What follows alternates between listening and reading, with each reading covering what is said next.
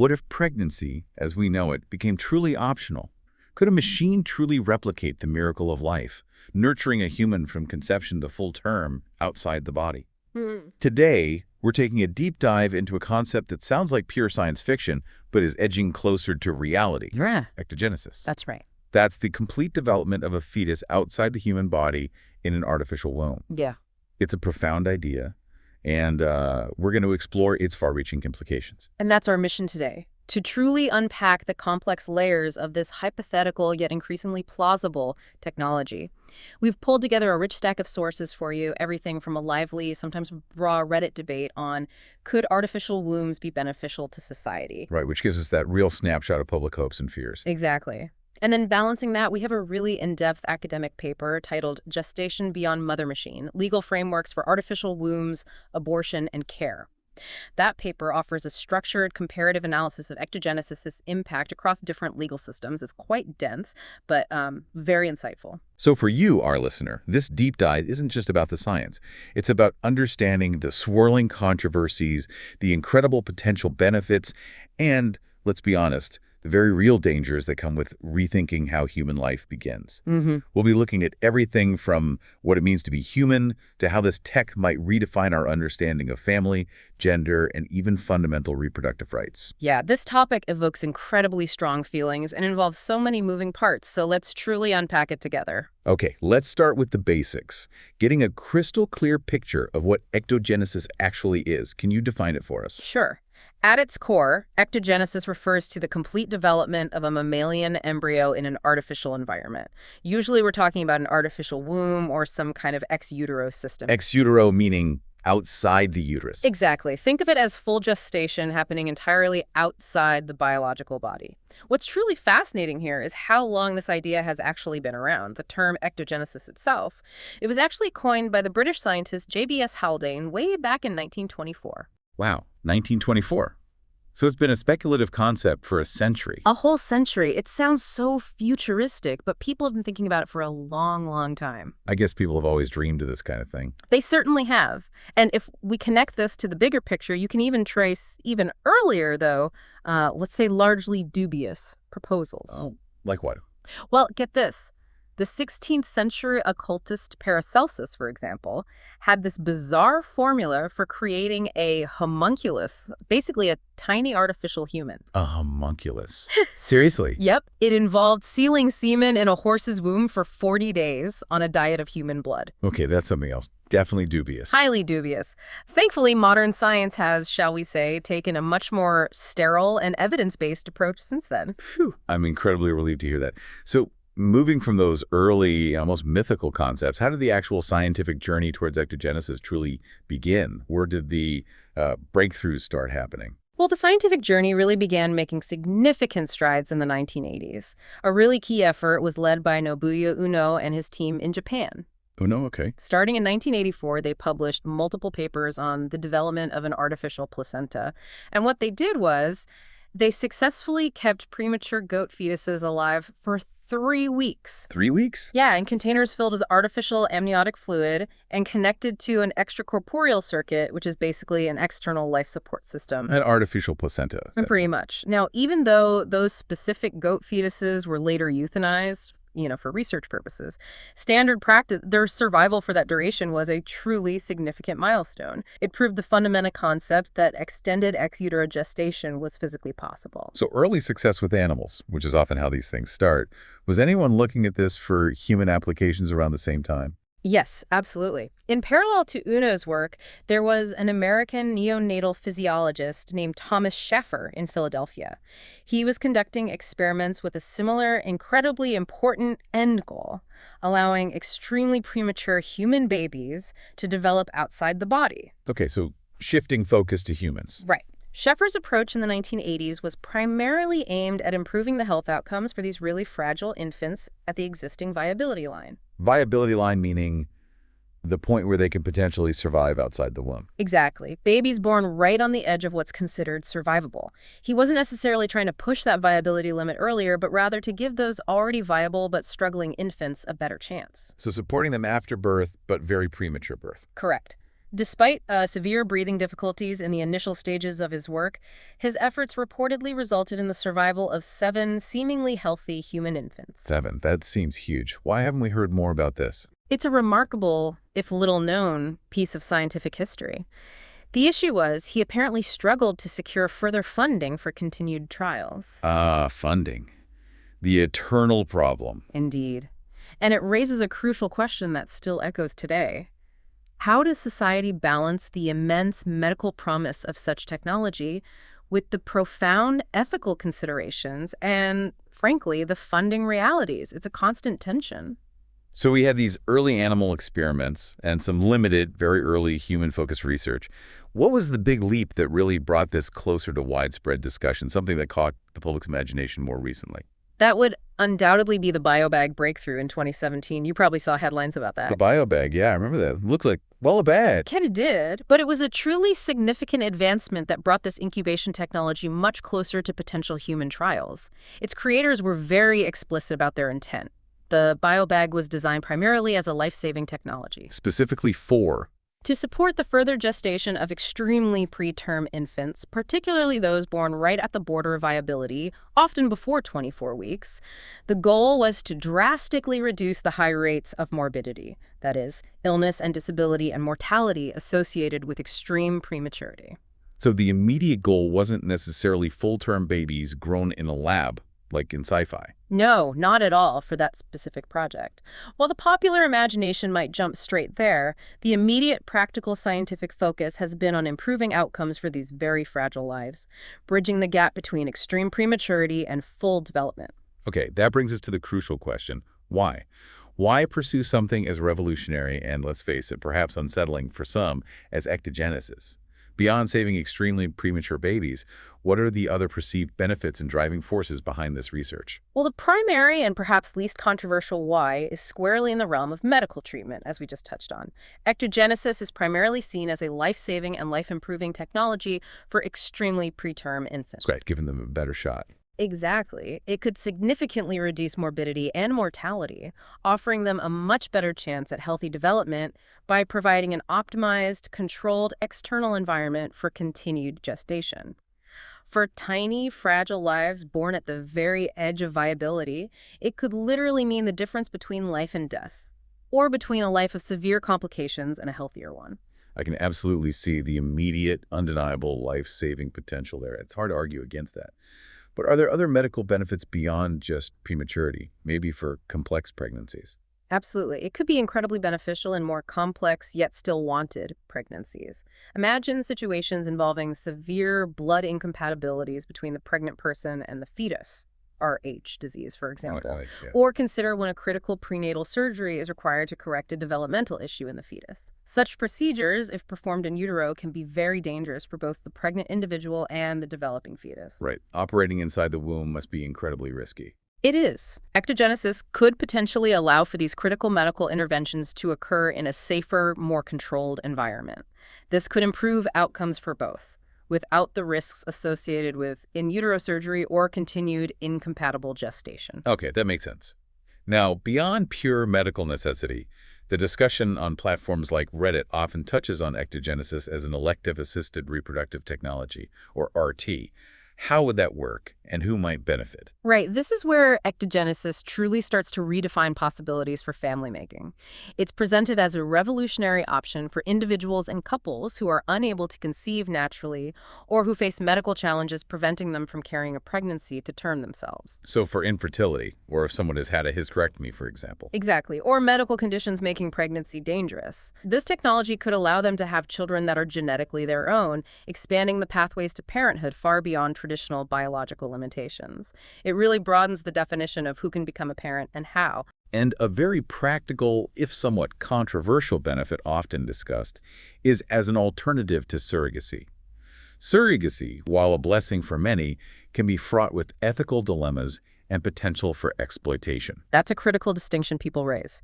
The argument put forth is that ectogenesis could provide a less problematic path to parenthood by removing the surrogate mother from the equation entirely. In traditional surrogacy, particularly commercial surrogacy, there are often concerns about the exploitation of vulnerable women, issues around bodily autonomy, compensation, and the emotional complexities of carrying a child for another person or couple. Yeah, it's not straightforward. Not at all. By offering an artificial womb, ectogenesis could potentially bypass many of these ethical issues, offering a less ethically fraught method of having a child for those who need gestational assistance, or simply prefer this method. Of course, that's the argument. It has its own ethical questions, too. Naturally. Let's talk about the pregnant person themselves. We know pregnancy is an incredible feat, biologically, but it also comes with a massive, sometimes life-altering toll on the body and mind. Could ectogenesis alleviate some of those burdens? It absolutely could, and this is a significant driver for some proponents. Pregnancy is described by many sources, including women themselves in these discussions, as a colossal undertaking on the body and mind. Colossal undertaking. That feels accurate. Right. Sources highlight that it can cause significant long-term health impacts, things like chronic back pain that persists for years, incontinence issues, pelvic floor damage, even debilitating postpartum depression and anxiety. Ectogenesis has the potential to significantly improve health outcomes for mothers by freeing them from these profound physical and mental burdens. It shifts the entire physical load of gestation outside their body. And that speaks to a deeper level of personal choice and freedom, doesn't it? The idea of women being able to truly choose their life path without the physical constraints of gestation if they so choose. Precisely. For many individuals, particularly women, there's often a strong biological drive to get pregnant and have a baby. But this deeply ingrained desire can clash directly with the demands of career establishment, personal goals, or simply a desire for greater bodily autonomy and freedom from physical suffering. The biological clock versus career goals, that classic conflict. Exactly.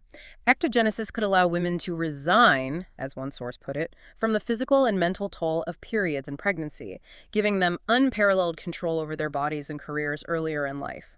Some discussions frame it as empowering individuals to make choices that align with their personal and professional aspirations without feeling constantly screwed over, as one Redditor phrased it, or held back by biological realities. Beyond individual benefits, some argue ectogenesis could offer solutions to broader societal challenges, particularly demographic ones. What are those arguments? Yeah, this comes up especially in discussions about developed nations. In many parts of the world, we're seeing declining birth rates and aging populations, which present immense economic and social challenges, pensions, healthcare costs, workforce shortages, etc. Right, the demographic cliff. Exactly. There is a utilitarian argument that emerges, suggesting that in such situations, society might overlook any qualms or ethical hesitations about ectogenesis due to the perceived necessity of boosting birth rates. So the needs of the state outweighing individual ethical concerns. That's the implication in some arguments. This shifts the debate from an individual's choice to a collective demographic need, suggesting that the benefits of societal replenishment might outweigh individual reservations for some governments or societies facing decline. And finally, a highly controversial but frequently discussed point, especially in the academic literature. Ectogenesis as a potential solution to the abortion debate. How is that framed by its proponents? This is where it gets really interesting, and it's a central, often volatile tension in the academic literature and online debates. The idea proposed by some is that ectogenesis could offer a solution by allowing fetuses to be removed from a pregnant person's body and continue developing externally. Separating the fetus from the person carrying it without termination. Exactly. Proponents of this view argue that this would protect fetal life because the fetus isn't terminated while simultaneously upholding the pregnant person's bodily autonomy, as they would no longer be forced to carry the pregnancy against their will. So the argument is, if you just want the pregnancy over but don't necessarily want the fetus to die, this offers a way. That's how it's framed. They argue that many abortion defenders are actually championing a right to evacuation of the fetus, the right to remove it from their body, not necessarily a right to kill it. So if removal is possible without termination, ectogenesis is presented as an appealing alternative, ostensibly satisfying both sides of a deeply entrenched debate. Ostensibly. I can already hear the counter-arguments brewing. Oh, absolutely. And as we'll explore later, this idea is roundly condemned by many feminist scholars and reproductive justice advocates as deeply problematic and potentially coercive. But it's a key part of the discourse we need to understand. We've explored the compelling reasons why ectogenesis is being pursued, from life-saving medical applications to profound societal shifts. But now let's turn to how difficult the immense, perhaps insurmountable challenges in actually replicating nature's perfection. It can't be as simple as putting a fetus in a fancy bag, can it? No, it's profoundly far from simple. Not even close. The sources we looked at, both academic and even the Reddit discussions, consistently emphasize that the natural womb is not merely a biological incubator. It's an incredibly complex, dynamic, and symbiotic relationship between the pregnant person and the baby. Symbiotic, meaning they both affect each other. Yeah, deeply. It involves too many moving parts, as one source put it, that are still not fully understood by science.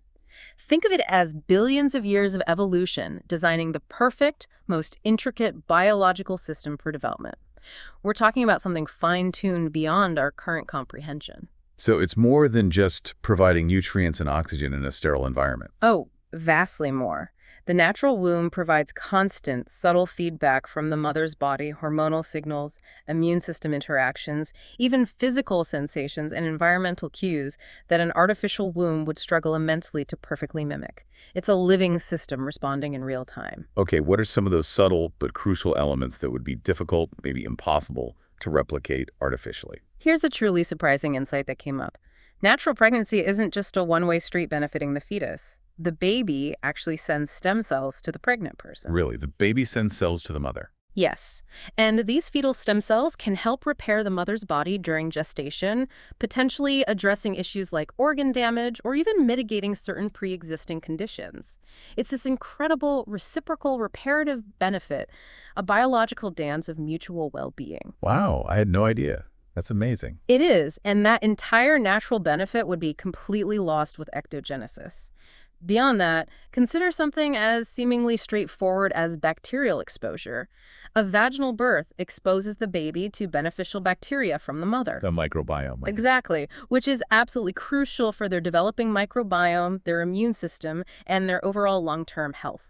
Recreating that specific, complex, and beneficial exposure from an artificial womb, that's a significant challenge. It's not just about keeping the baby alive, it's about optimizing its foundational development from day one. That really drives home the point about complexity. What about the non-physical developmental aspects, things we might not immediately think of, like the emotional connection or sensory input?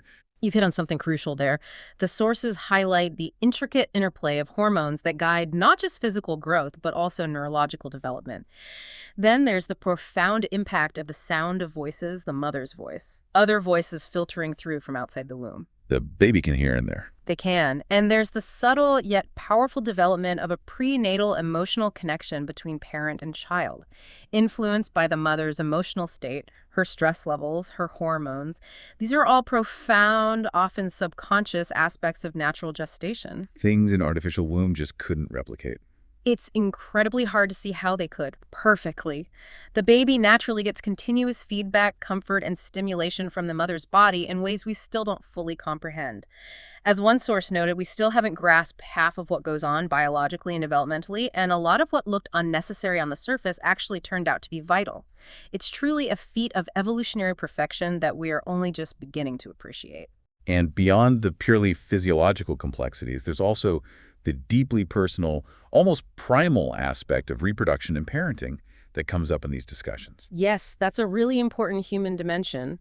The sources highlight a powerful biological and psychological drive for many people to get pregnant and have a baby, often described as stronger than even the sex drive itself.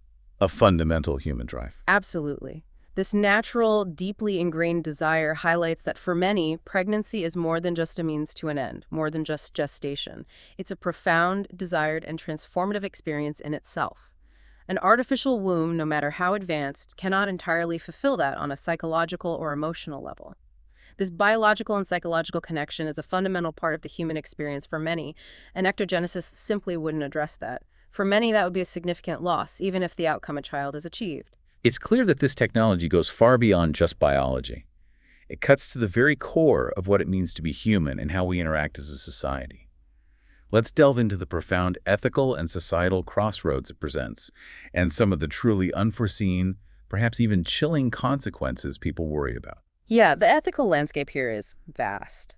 Something that truly stands out is how ectogenesis forces us to confront fundamental questions about human dignity and identity. Like, what is a human if it didn't grow inside another human? Exactly. If a being gestates entirely outside a human body in an artificial womb, what then does it mean to be human? While it would originate from human DNA, the traditional lived experience and definition of a human being today universally includes gestation in an organic womb. This challenges deeply held beliefs about the nature of human reproduction and, for many, the sacred role of the mother and the sanctity of natural life. It's existentially unsettling for some. It really reminds me of the early debates around IVF or test tube babies back in the 70s and 80s. People question if those babies would have a soul, or be somehow less human, or be traumatized by such an unnatural conception. That's a great parallel. Those initial anxieties about IVF babies, whether they would have a soul, be traumatized by their unnatural origins, or even face discrimination, mirror the anxieties we're seeing now about ectogenesis, only perhaps amplified because it's the entire gestation period. Right, it's a bigger leap. It is. And this raises a crucial question. Is there a risk that ectogenesis could fundamentally devalue or even commodify human existence? Religious viewpoints, for instance, often emphasize that human life is sacred from conception because it involves, in their view, the creative action of God. Reducing embryos to objects and instruments of scientific knowledge through experimentation or commercialization is seen by some as a profound violation of human dignity and the intrinsic value of life itself. Beyond those deep philosophical questions, there's a very real concern about the practical implications for the children themselves.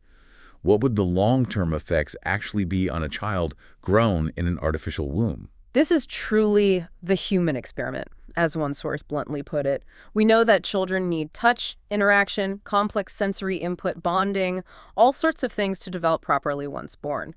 So, what effects would an artificial womb environment, however sophisticated, have on their long-term physical and mental development compared to a natural pregnancy? We just don't know. We just don't. The truth is, we'll never know until someone is willing to run that human experiment, which presents its own profound ethical questions about informed consent and potential harm. The risks are potentially much greater because we are talking about a fundamental shift in the very process of human development, one where we simply cannot predict the outcomes for a fully grown individual years down the line. And then there's the truly chilling potential for societal control and outright misuse. The dark side of this technology, the stuff often depicted in dystopian science fiction. This is where the sources, especially the Reddit thread, paint a stark, cautionary picture. People immediately jump to these scenarios. Imagine a fascist country with declining birth rates. Would we truly expect them not to use that technology and not to abuse the people it produces? Scary thought. It is, and there's a serious concern voiced that while the technology may develop medically, in name of profit, we most likely cross the line and sooner or later commercialize it. This could lead to humans being bred by private institutions, raising immediate, terrifying questions about the rights of such bred children. Bred like livestock. That's the fear. Who would be their legal owner? If a corporation is the legal owner, what autonomy would the child possess? Does the company get to decide their education, their future? This directly evokes the horrifying sci-fi trope of human farms. And combining this with gene modification, that takes it to another level entirely.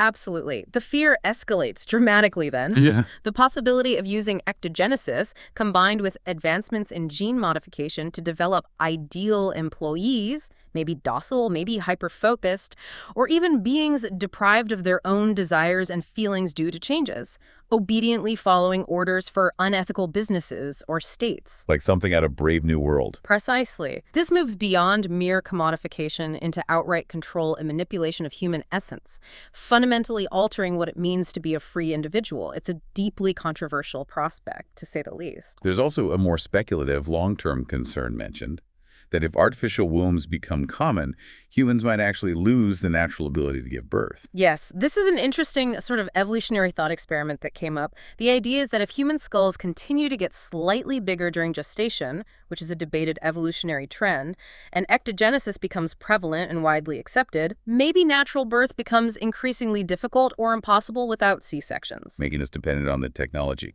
Potentially. This could make our species entirely dependent on technology for reproduction, which some view as a profound loss of fundamental human capacity and a potential long-term vulnerability for the species. It's speculative, but it's a thought-provoking concern about unintended evolutionary consequences. So it's not just about ectogenesis itself, but how any powerful technology, no matter how well-intentioned its origins, can be repurposed or have unintended negative consequences. It's a pattern we see again and again. That's the broader philosophical point hammered home. Almost any technology you could name has potential uses that could benefit society, humanity. However, likewise, every technology is a weapon and can make war. A double-edged sword. Exactly. This powerful analogy suggests that even advancements in seemingly benign areas like food production or mining can have military implications, giving states or groups greater resources or new tools for control. The same duality applies to ectogenesis, a tool for profound benefit or immense control, depending entirely on who wields it and for what purpose. It's a vital reminder that technology is never truly neutral. Its impact is shaped by the societal context, the values, and the power structures it's born into. Now let's tackle what is arguably the most contentious aspect of this entire debate, something woven through both the academic paper and the online discussions. The intersection of ectogenesis and abortion rights. The idea that ectogenesis could offer a solution to the abortion debate is a central, very hot-button tension. Yeah, this is where the rubber really meets the road legally and ethically for many people. An intriguing point highlighted repeatedly is how some scholars and commentators argue that ectogenesis could fundamentally change or even mean the end of abortion as we know it. The end of abortion, that's a huge claim. How does that argument work? The core of their argument is this. If a fetus can be removed from a pregnant person's body and continue to develop externally in an artificial womb, then the primary legal and ethical defense of abortion, which often hinges on a pregnant person's bodily autonomy, their right not to be pregnant, their right to control their own body, would no longer be considered sufficient, in their view, to protect abortion rights. So if you can simply remove the fetus without ending its life, then the justification for abortion based solely on bodily autonomy is challenged, because the fetus could theoretically still live just elsewhere. Precisely. That's the crux. Proponents of this view suggest that abortion defenders are, in essence, championing a right to evacuation of the fetus, meaning the right to have it removed from one's body, not necessarily a right to kill it. Right to evacuation. Interesting framing. It is. And therefore, the argument goes, if the desire to be rid of the fetus can be satisfied without ending its life, artificial wombs are presented as an appealing alternative. It's framed as a way to protect fetal life while simultaneously preserving the pregnant person's physical freedom from carrying the pregnancy. A win-win, according to that perspective. That's how it's presented by some. A way to ostensibly satisfy both sides of a deeply entrenched debate. However, as we noted, this idea is deeply controversial and faces strong opposition, particularly within feminist literature, which sees it as potentially coercive and missing the point about reproductive freedom. Okay, this brings us to the actual legal landscape in different countries. How might ectogenesis impact bodily autonomy under current laws? Let's start with the United States, where abortion law is, well, highly contested. Highly contested is an understatement. In the United States, the legal framework has historically, through Roe v. Wade and later Planned Parenthood v. Casey, attempted to balance a pregnant person's right to privacy, which underpins abortion rights, with the state's interest in protecting potential fetal life. Casey introduced the undue burden standard. The undue burden standard. Remind us what that means. Essentially, it means states are allowed to enact regulations that restrict abortion as long as those regulations don't place a too heavy or substantial obstacle in the path of someone seeking an abortion before fetal viability. Okay, but how does this connect to ectogenesis? What's critical here, and what the academic source highlights, is how American jurisprudence already shows a trend of states asserting greater control over pregnant individuals' bodies, even pre-viability. Laws like chemical endangerment of a child, initially passed to protect children from drug exposure in, say, meth labs, have been extended in some states to charge pregnant women who use drugs or alcohol with harming their fetuses, even very early in pregnancy. This creates a terrifying legal precedent.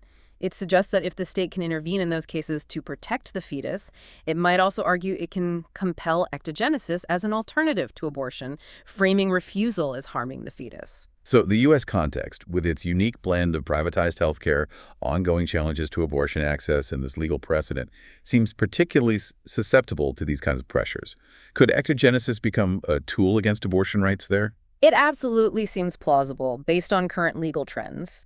The academic paper we referenced explicitly critiques what it calls the dominant American viewpoint or the hegemony of U.S.-centric perspectives in this debate. Meaning U.S. debates overshadow others. Exactly. It argues that conclusions drawn from American legal history, especially after Roe and Casey, and now post-Dobbs, which overturned Roe, are often presented as universally applicable when, in fact, the American context is uniquely fraught with challenges to reproductive rights and bodily autonomy. For instance, much of the American academic discussion on ectogenesis and abortion actually predates a significant Supreme Court decision in 2007, Gonzalez v. Carhart. That ruling really solidified the state's power to intervene in a pregnant person's bodily autonomy, particularly through upholding a ban on a specific abortion procedure based partly on protecting fetal life and maternal health, reinforcing that undue burden standard. This demonstrates a clear legal trajectory towards greater state control over reproductive choices in the U.S. Okay, so the U.S. picture looks potentially precarious for bodily autonomy.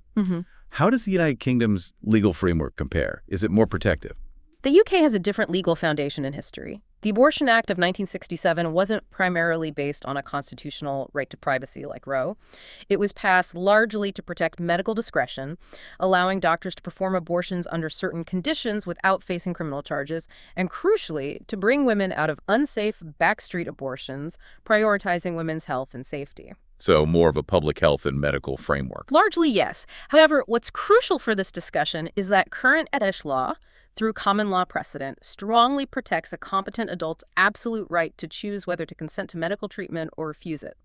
This principle of bodily integrity is paramount. Absolute right to refuse treatment. How does that apply here? Well, if fetal transfer to an artificial womb required an invasive surgical procedure, which it likely would, perhaps akin to a C-section, especially after the first trimester, then coercing someone to undergo that surgery against their will would almost certainly be seen as a gross violation of one's bodily autonomy. This robust protection of medical self-determination would likely shield abortion access even with the advent of ectogenesis, as forcing the transfer would be illegal. That sounds like a stronger protection against forced ectogenesis.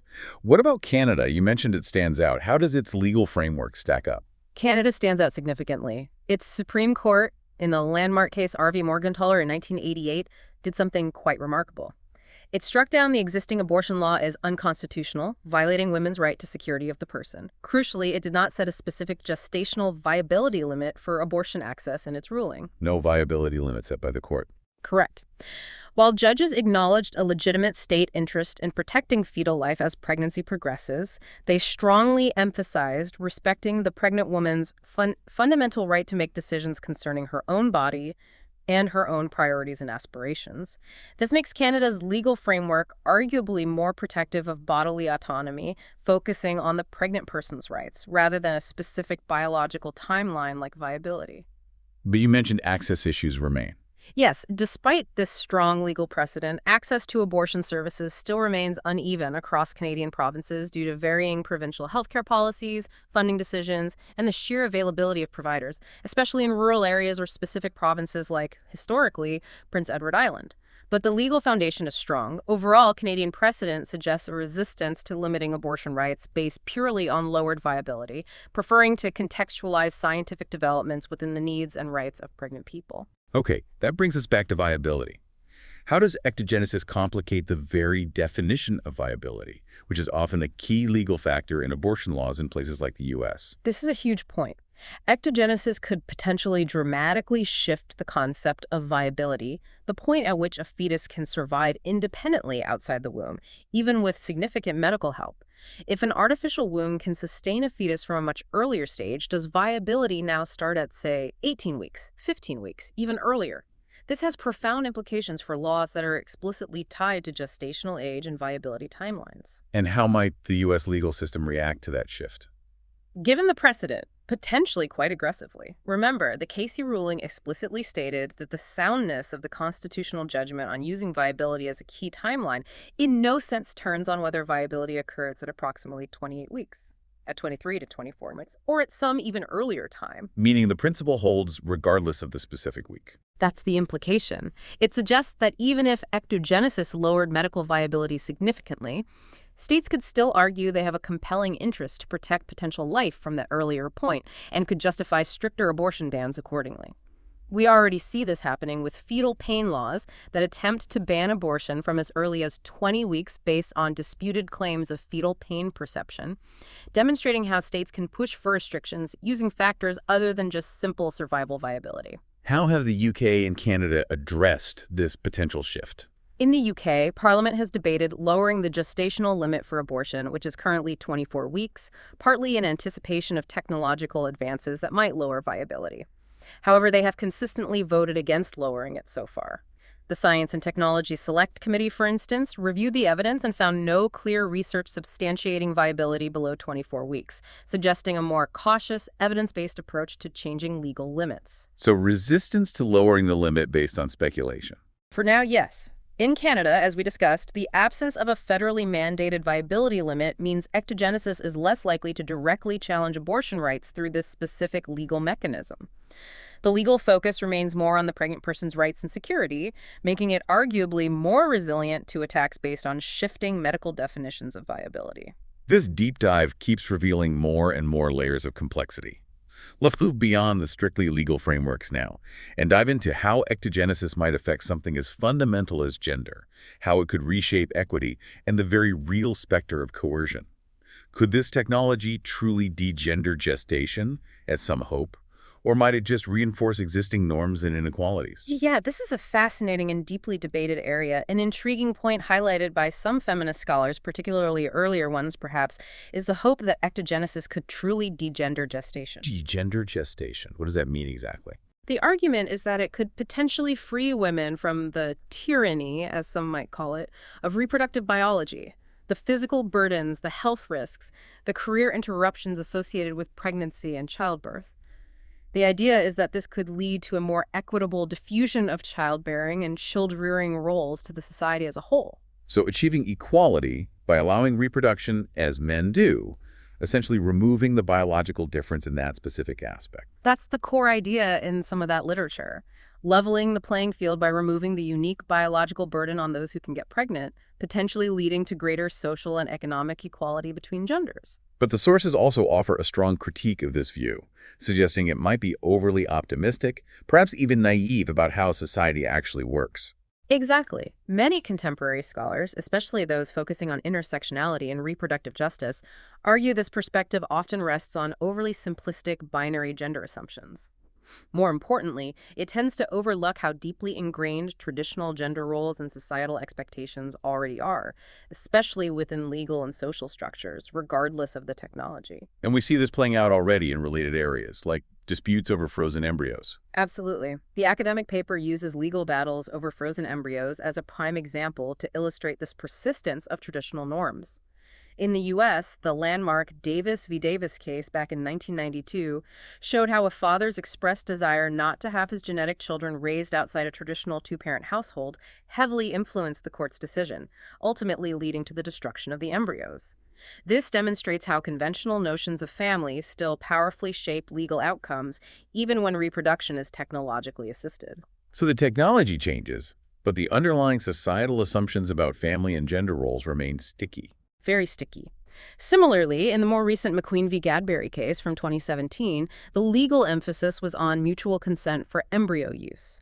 While this meant gender might have been technically irrelevant in that specific decision-making process between the two progenitors, it didn't fundamentally alter the broader relationship of the state or the progenitors to the embryo itself, nor did it challenge underlying assumptions about parenthood. What about outside the U.S.? Do we see similar patterns? Yes. In Canada, even with specific legislation like the Assisted Human Reproduction Act of 2004, cases like AWVCC from 2019 show how a man's biological contribution, sperm donation in this case, under certain agreements, could still be used by the court to legally reconfigure the parenting arrangements of existing children, reinforcing traditional ideas of biological connection, trumping prior intentions or agreements. And in the UK? In the UK, the Human Fertilization and Embryology Act, HFE Act, while generally using gender-neutral language regarding consent for treatment, includes a requirement for clinics to consider a child's need for supportive parenting before providing treatment.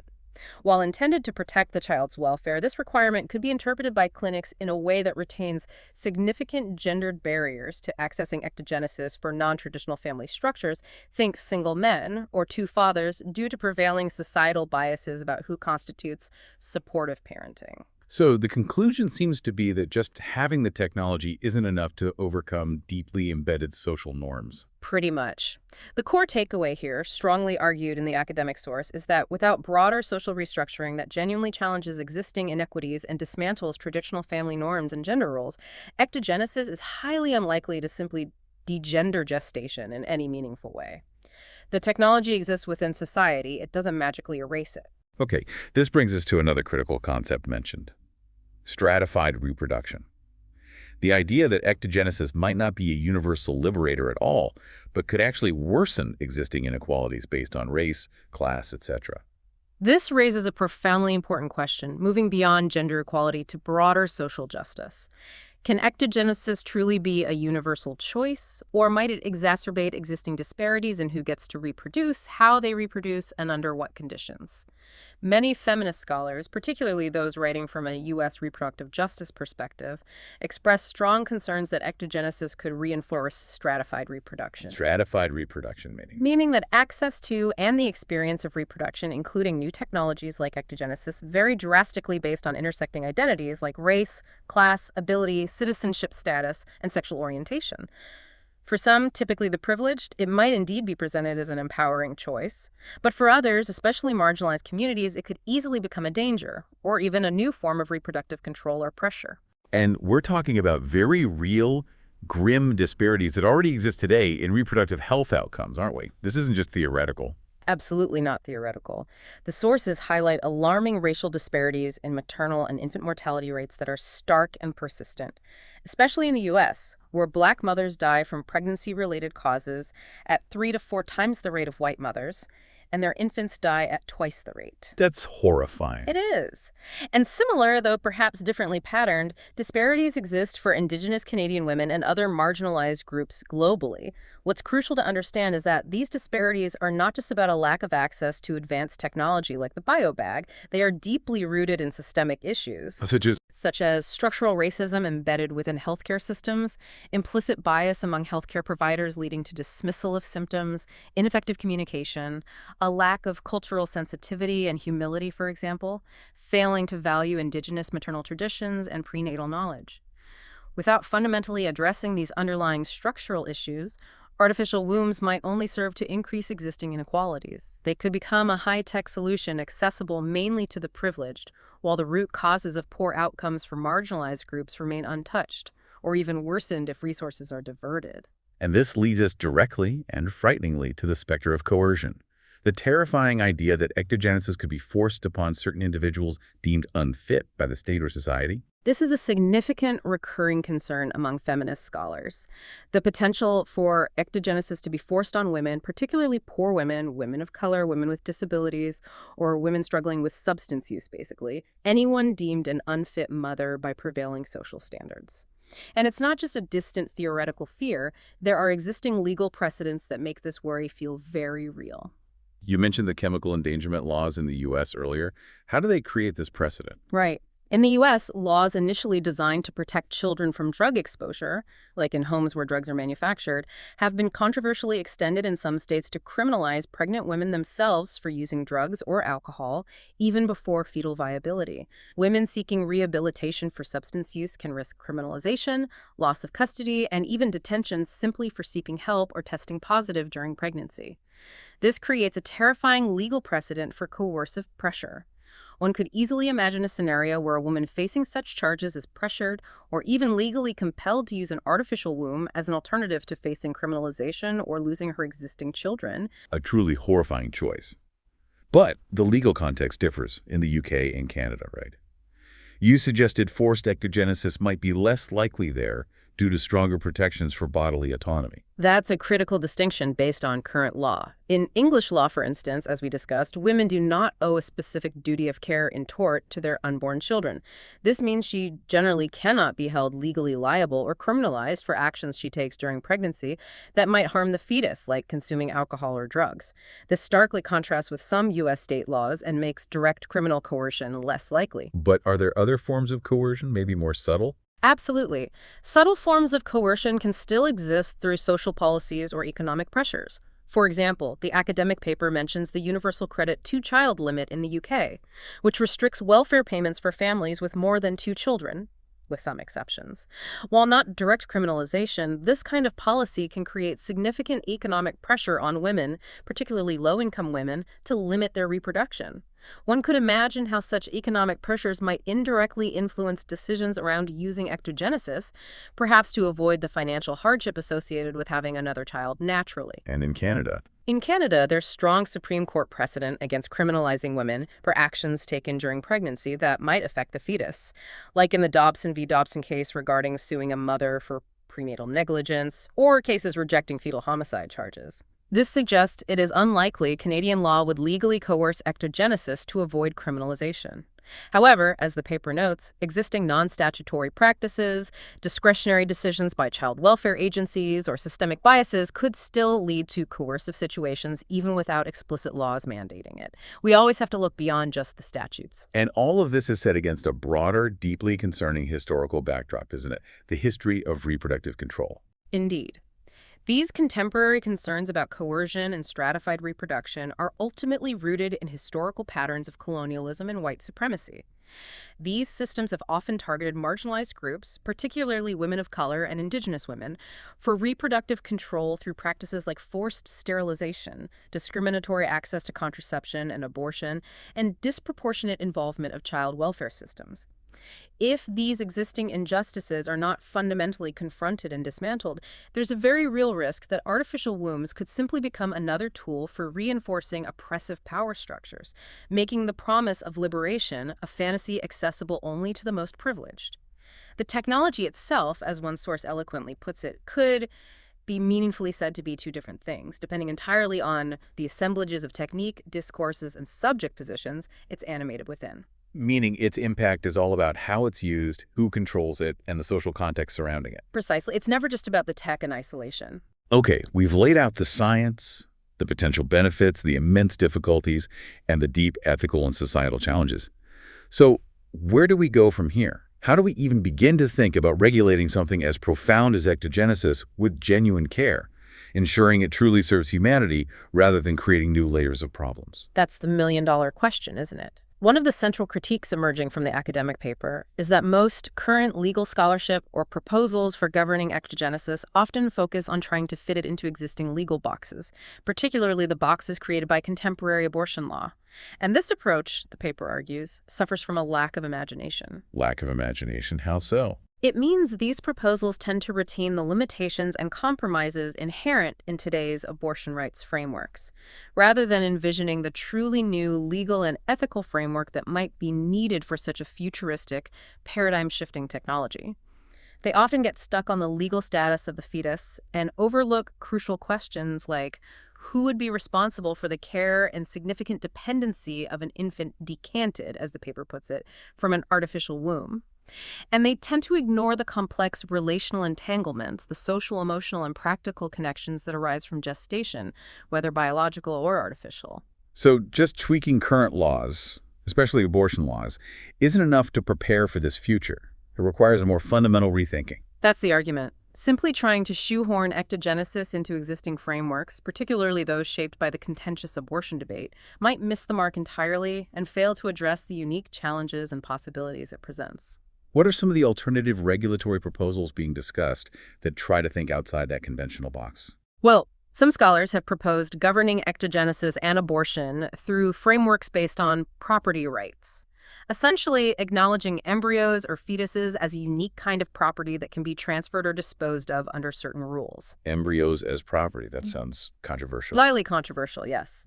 Another alternative approach focuses on a negative right not to be a genetic parent. This idea suggests that individuals should have the right to sever their legal connection and responsibilities to their genetic offspring if they choose not to parent, regardless of whether the fetus gestates biologically or artificially. These approaches fundamentally understand genetic contribution as the key morally and legally significant factor. So, focusing on ownership or the right to opt out of genetic parenthood, what are the potential downsides of these alternative approaches? While innovative in trying to move beyond traditional frameworks, these proposals are also criticized, particularly in the source paper. Their narrow focus solely on genetic progenitors is seen as a major limitation. It could potentially ignore or devalue crucial relational aspects, like the role of social parents, intended parents in surrogacy arrangements, or gestational carriers who aren't genetically related. It might also disproportionately affect individuals not genetically related to their fetuses and could inadvertently risk extending the exploitative global supply chains already seen in existing reproductive technologies, turning embryos and gametes even more into commodities. It's seen by critics as a very limited, perhaps even reductive way of thinking about the complex human relationships and profound responsibilities involved in creating and raising children. This leads us to a very strong, almost prerequisite argument presented in the sources. The case for the full decriminalization of abortion is a foundational step before we even seriously regulate ectogenesis. Why is decoupling these two issues seen as so crucial? This is a truly crucial intervention proposed in the academic paper. The argument is that fully decriminalizing abortion, meaning removing it entirely from the criminal code and treating it solely as healthcare, is the necessary first step. Why first? Because doing so would remove all criminal consequences for seeking or providing termination, regardless of the existence of ectogenesis. This would effectively separate the discourse around artificial wombs from the ongoing, often highly punitive and politicized abortion debate. If abortion remains criminalized or heavily restricted, there's a significant risk that ectogenesis will inevitably be framed and potentially used as an anti-abortion tool, a way to compel fetal survival against the pregnant person's wishes. Decriminalization prevents medical professionals from feeling legally compelled to pressure individuals into ectogenesis instead of offering abortion, thus avoiding precisely the kind of coercion we've been discussing. It allows ectogenesis to be developed and potentially used for its intended clinical purposes, not as a weapon in the abortion wars. And what are the broader benefits of full decriminalization, beyond just clearing the path for ectogenesis? Why is it advocated so strongly on its own merits? Decriminalization fundamentally shifts the focus to the pregnant person's health, well-being, needs, and experiences. It treats abortion solely as a medical procedure, a part of comprehensive reproductive health care, removing the cruel and unnecessarily punitive consequences, as the paper puts it, of laws that criminalize a procedure that will inevitably be sought by some. We know the historical dangers and grave health risks associated with illegal, unsafe abortions. Decriminalization prevents individuals from being forced into what the paper calls false choices and allows them to seek abortion care on their own terms, based on their own needs and autonomy, without fear of prosecution and regardless of external pressures or their level of trust in state-provided care.